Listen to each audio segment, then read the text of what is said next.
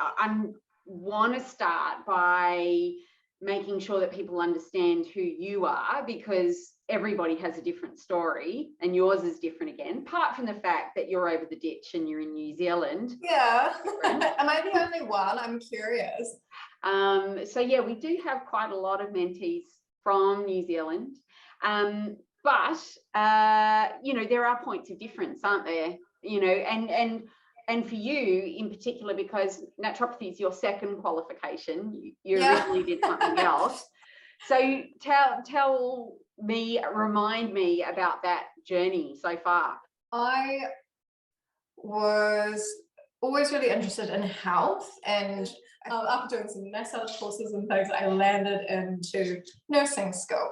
So I eventually ended up working for a really cool mental health organisation that's a NGO but partially funded by the government. And so I worked all through community, emergency, inpatient units for sort of young mother and babies, working with inside inpatient high dependency units or locked units as well, and some older adult mental health services too. So quite a gamut of right across, and also worked in pharmacy in some certain roles. So you kind of got the whole overarching view, which was quite interesting to really understand, and a little bit of primary care. In between that, I went, look, I think I need some more care. I sought out desperately some incredibly inspiring nurses that were kind of doing some cool stuff, and found out how they did it, and they became mentors for me as well. And then I kind of just, but really late to the game, discovered naturopathy and integrative health. I just kind of, I don't know, I was under a rock. I didn't really know where that was or have the kind of organized term for it. So I kind of took the plunge into that, and I was like, cool, yeah, this is it. Like, this is a lot of the philosophies of what is in underpins nursing anyway. Nurses, especially in mental health nursing, we do so much holistic care and environmental care and lots of sensory intervention. So it kind of came second nature. And then with the enhanced care of actually looking at nutrition on a deep level rather than a kind of tick box, like, are you eating, what's your appetite like, blah, blah, blah. We know obviously food can stabilize conditions and we need it, but actually really understanding it as just being incredible. Like, oh, you just don't even look at things in the same way. Yeah.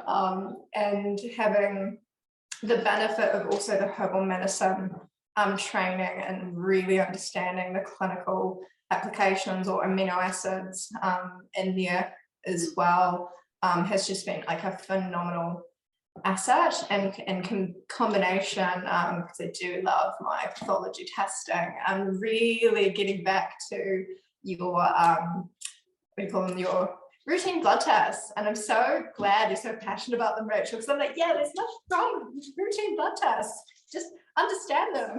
That has been a real eye-opener, and can't wait to join you for that other course with the master course. I'm like, okay, how many can I fit in a year? How much can my brain take? But yeah, it's been fantastic to that. So yeah, segue in from massage into nursing, worked all through psych, and then having that enhanced nutrition and naturopathy care has been great as well. So you, this year with us, have done the mental health, what we call the mental health primer group mentoring. What was that like? Because you come in already with all this knowledge and all this experience. The lectures are very interesting, and the way that the data has been put together, the way that you discuss it, the way that you bring that conversation to it, and you have us leaving with like 20 million more questions than what we kind of came in when we started. It's just the way that you're looking at stuff that you're already kind of familiar with, they're familiar topics, but you're looking at it through with a really different lens. Yeah. And I guess from like a allied health colleague perspective of checking in on that stuff, like, I usually get interested when people say, oh, they don't like working in mental health. I'm like, but you work with people.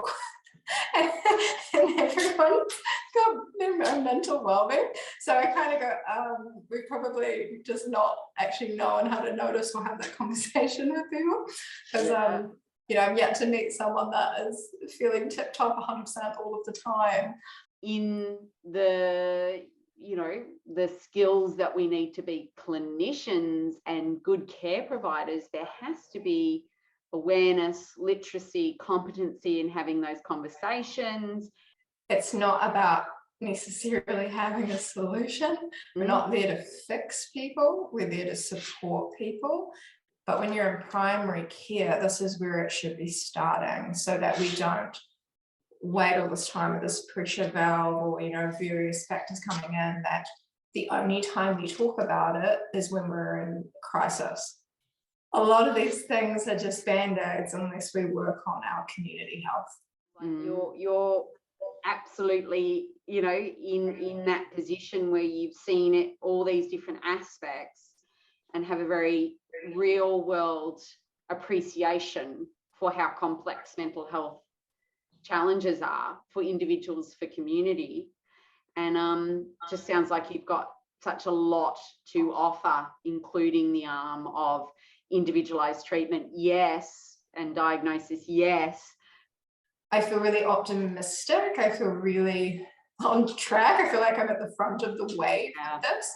And the fact that I can even access like a service such as yours for postgrad education to the level that I'm looking for in terms of evidence-based practice, because a lot of the time I find in the industry it's just like in the medical industry, they're company-based education, and I'm not a fan.